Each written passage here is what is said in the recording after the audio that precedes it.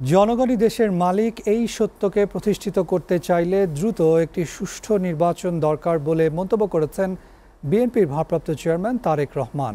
তিনি অভিযোগ করেছেন, দেশে স্বৈরাচার পুনর্বাসনের অপচেষ্টা চলছে। শহীদদের রক্তের দায় শোধ করতে চাইলে সবাইকে ঐক্যবদ্ধ থেকে আগামী বাংলাদেশকে গড়তে হবে বলে জানান তারেক রহমান। ঢাকায় জাতীয় প্রেস ক্লাবে এক আলোচনা সভায় ভার্চুয়ালি যুক্ত হয়ে তিনি এসব কথা বলেছেন। আরও জানাচ্ছেন আব্দুল আহাদ। জাতীয় প্রেস ক্লাবে গণতন্ত্র প্রতিষ্ঠা ও আগামীর দেশ নির্মাণে কবিদের ভূমিকা নিয়ে আলোচনা সভার আয়োজন করে বিএনপি মিডিয়া সেল।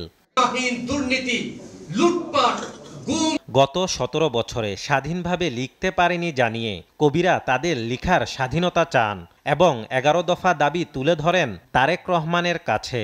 ফ্যাসিবাদ ও স্বৈরাচার মুক্ত এবং ঐক্য ও সাম্যতার ভিত্তিতে বাংলাদেশ বিনির্মাণে রাজনৈতিক দলগুলির সদিচ্ছা পাশাপাশি প্রান্তিক জনগোষ্ঠীকে সাংস্কৃতিক কর্মকাণ্ডে সংযুক্ত করতে মুক্তি বুদ্ধি চর্চার ক্ষেত্র তৈরি করে দিতে পারলে অর্জিত গণতন্ত্রের সুফল বাংলাদেশের মানুষের দোরগোড়ায় পৌঁছে দেওয়া সম্ভব।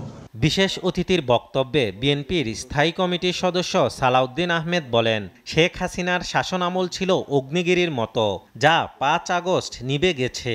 এখন সময় গণতন্ত্রের সৌরভ ছড়ানোর। আপনারা এখনো আগুনের কথা বলেন কেন? আগুনের চ্যাপ্টার তো শেষ 5 আগস্ট।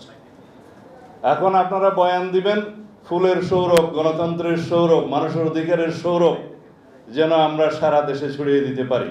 যে সমস্ত কলমজীবীরা শেখ হাসিনাকে সার্ভিস দিয়েছে, স্বৈরাচারকে সার্ভিস দিয়েছে, তারা গণহত্যার সময় তাদের কলম বন্ধ হয়ে গেছিল, কালি বন্ধ হয়ে গেছিল।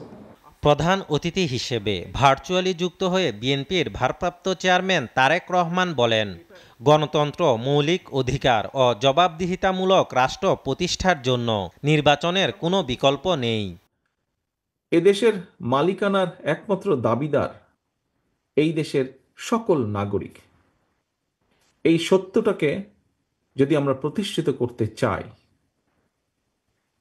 করতে চাই তাহলে মানুষের ভোটাধিকারের প্রশ্নে গণতন্ত্র প্রতিষ্ঠার জন্য বাক স্বাধীনতার পক্ষে একটা অবাধ সুষ্ঠু নির্বাচনের পক্ষে আমাদের সকলকে ঐক্যবদ্ধ হতে হবে। অর্থাৎ একটি অ্যাকাউন্টেবল অবস্থা দেশে তৈরি করা একান্তই প্রয়োজন। দেশ যাতে চরমপন্থী ও মৌলবাদের অভয়ারণ্য হয়ে উঠতে না পারে, সেজন্য সবাইকে সচেতন থাকার আহ্বান জানান তারেক রহমান।